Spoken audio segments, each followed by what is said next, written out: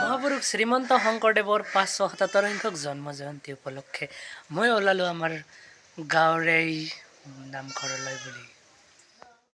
আহি আছোঁ নামঘৰলৈ বুলি, বেছি দূৰ নাই আৰু দেখাই থাকিম মই যিখিনি পাৰোঁ। তিনিদিনীয়া বৰ্ণাঢ্য কাৰ্যসূচীৰে আমাৰ গাঁৱত শ্ৰীমন্ত শংকৰদেৱৰ আৱিৰ্ভাৱ মহোৎসৱ উদযাপন কৰা হয়। বলকচোন এই তিনিদিনত কি হয় আপোনালোকক দেখাওঁ। ইয়াত ধৰ্মধ্বজা উত্তোলন কাৰ্যসূচী আৰম্ভ হৈ গ'ল।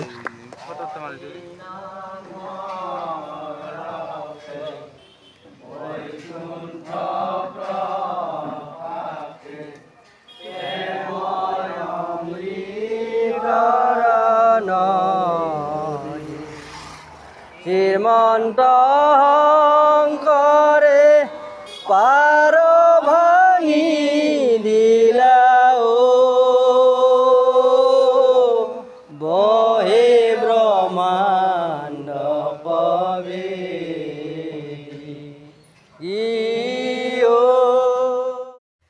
এতিয়া আৰম্ভ হৈ গ'ল ভাগৱত শোভাযাত্ৰা।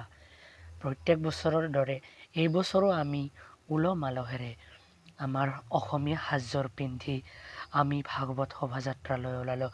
এইখন হ'ল নাও। প্ৰতি বছৰে আমি এনেকৈ নাও লৈ আৰু তাৰ পিছে পিছে এইবোৰ অগণন মানুহ, আমাৰ স্বাভিমান গামোচা ইয়াত লাগি আছে। এইবোৰ অগণন ভক্তৰে আমি আজিৰ এই দিনটো বহুত উলহ মালহেৰে আমি পালন কৰি আহিছোঁ। ইয়াত কোনো বয়সৰ চিন নাই। ডেকা গাভৰু বুঢ়া সকলোৱে মিলি আমি ইয়াত অংশগ্ৰহণ কৰোঁ।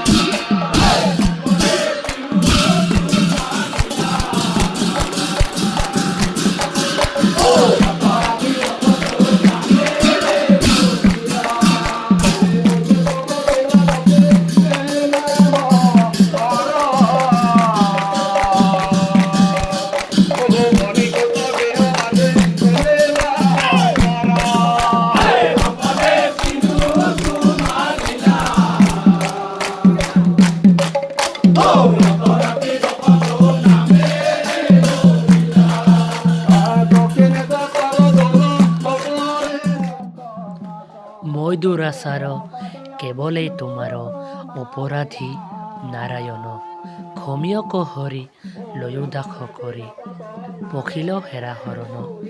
হে কৃষ্ণৰ স্বামী তজু পাৱে আমি কেৱলে শৰণ চাওঁ। ইয়া গুৰুজনাৰ আশীৰ্বাদ ল'বলৈ গাঁৱৰ প্ৰত্যেকজন মানুহে আলিৰ পদূলিয়ে পদূলিয়ে গুৰুজনাৰ ওচৰত সেৱা নিবেদন কৰিছে, যাতে সকলোৰে মংগল হয়।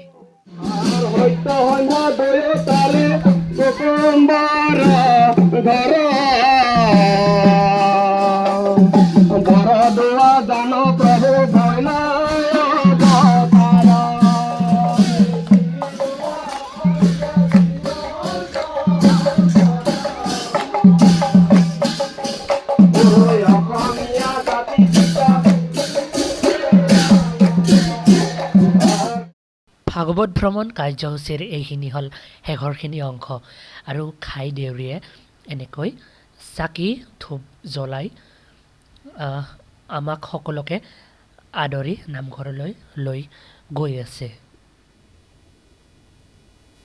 প্ৰতি বছৰে আমাৰ ইয়াত এনেকৈয়ে শংকৰদেৱৰ আৱিৰ্ভাৱ মহোৎসৱ উদযাপন কৰা হয় আৰু সৰুৰ পৰা আমি এনেকৈয়ে পাই আহিছোঁ।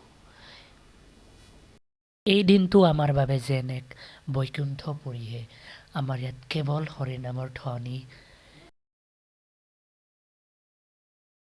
এই দিনটো আমাৰ বাবে যেন এক বৈকুণ্ঠপুৰীহে, কিয়নো তাল নাগাৰা খল আদিৰে আমাৰ গাঁওখনত ৰুদুঞ্জনাই উঠে। ইয়াত সকলোৰে মনবোৰ আজি এক পবিত্ৰময় হৈ তোলে। ইয়াত কোনো ধৰণৰ হিংসা বা ৰাগ খং ইত্যাদিবোৰ আজিৰ দিনটোত নাইকিয়া হয়। হে প্ৰভু, যাতে সকলোৰে দিনবোৰ ভালে যায় আৰু যাতে জুবিন দাই ন্যায় পায় তাৰেই কামনা।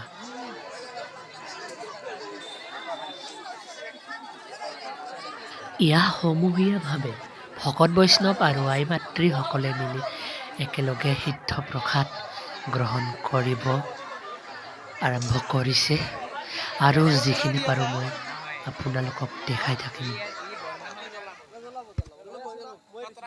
আমাৰ হিয়াৰামতো প্ৰাণৰ শিল্পী জুবিনদালৈ আমাৰ এয়া শ্ৰদ্ধাঞ্জলি অনুষ্ঠান। যাতে জুবিনদাৰ বিদেহী আত্মাই চিৰশান্তি লাভ কৰে আৰু যাতে গুৰুজনাই তেখেতক ন্যায়ত বহুত সহায় কৰে আৰু আমি বিচাৰোঁ যাতে তেখেতে য'তেই আছে তাতে ভালকৈ থাকক, এয়াই কামনা। এয়া আইসকলৰ দ্বাৰা পৰিৱেশন কৰা হৈ আছে থিয় নাম দল আৰু 2 অক্টোবৰৰ অনুষ্ঠান ইমানতেই শেষ হ'ল। 3 অক্টোবৰ ৰাতিপুৱা 11 বজাত সুদূৰ শিৱসাগৰৰ পৰা আহি পালে ভাগৱত পাঠৰ এজন সম্ৰাট বুলি ক'লেও ভুল নহ'ব, প্ৰাণজিৎ গগৈ। এইখিনিতে এটা সম্বৰ্ধনা অনুষ্ঠান আগবঢ়াইছে ইয়াহল সমীৰণশীল। তেখেতে ইঞ্জিনিয়াৰিঙত ছিট পাইছে আৰু ইয়াহল ৰীমা মজুমদাৰে এইবাৰ নীট পৰীক্ষাত সুখ্যাতিৰে উত্তীৰ্ণ হৈ গুৱাহাটী মেডিকেল কলেজত ছিট পাইছে। তেখেতসকললৈ অভিনন্দন।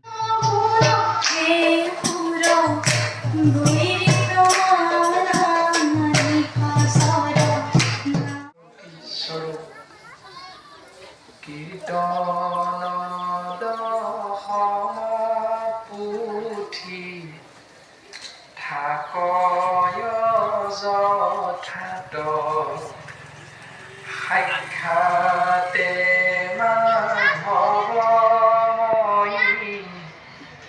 থাকিব তথাত।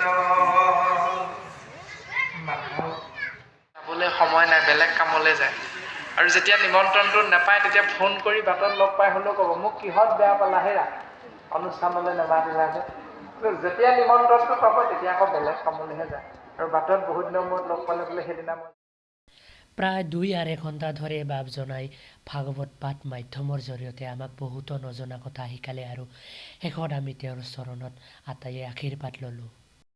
আজিৰ ইয়াহল শেষৰটো অনুষ্ঠান সম্বন্ধে মিনি থিয়েটাৰ।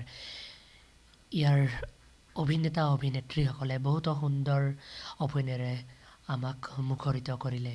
ইহঁতলৈ শুভেচ্ছা থাকিল। একেবাৰে শেষত ৰাতি প্ৰায় 12 বাজি গৈছে। মানুহৰ ভিৰ চাওক। আমাৰ মিনি থিয়েটাৰখন সমাপ্ত কৰিলে আৰু মানুহৰ ভিৰ চাওক। যদিহে মোৰ এই ভিডিঅ'টো বনাওঁতে ক'ৰবাত কিবা ভুল ভ্ৰান্তি হৈছে বা কথা কওঁতে যদিহে মোৰ ক'ৰবাত কিবা ৰৈ গৈছে তেতিয়াহ'লে মোক ক্ষমা কৰি দিব। যিহেতু মই নতুন, নিজৰ বুলি ভাবি সকলোৱে যেন আঁকোৱালি লয়, এয়াই মোৰ আপোনালোকৰ ওচৰত চিৰকৃতজ্ঞ। আৰু ভিডিঅ'টো কেনে পালে নিশ্চয় কমেণ্ট এটা কৰি জনাই দিব।